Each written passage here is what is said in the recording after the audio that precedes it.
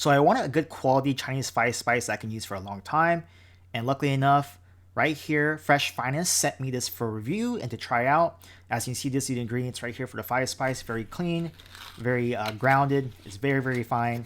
And we'll open it up real quick and just to see what it looks like when you get it. And as you can see, it's very fine. I'm using this for boneless pork loin chops that I'm gonna just use. So we have 2 loin chops and about a pound and a half total.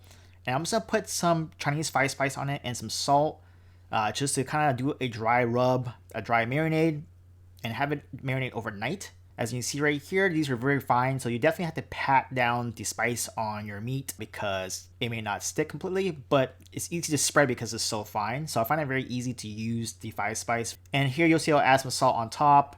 I did add a little bit of salt before just because it's a thick cut and I want the salt to kind of be there. And I have it sitting right here on this pan. And I'll also use the same Chinese fire spice on these green beans and onions to saute. And we're gonna pretty much just sear these pork loin chops for about 3 or 4 minutes on medium to medium high heat until it gets a nice color. And we'll flip it over real quick.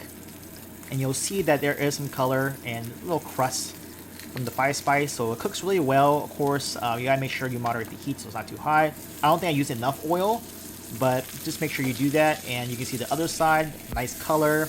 And I'll kind of cook some of the fat on the side, the fat cap. And we'll toss this in the oven about 425 for about 10, 14, 15 minutes. And we will saute the green beans with some garlic. We'll add the green beans. And of course, we'll add the fire spice as you see right here. Sprinkle some of the fire spice, about a teaspoon. And some onions.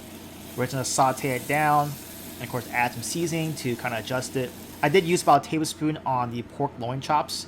So we take it out of the oven and it reaches pretty much temp 145 plus on both chops. This is about 15 minutes in the oven. And you see the juices after letting it sit and rest.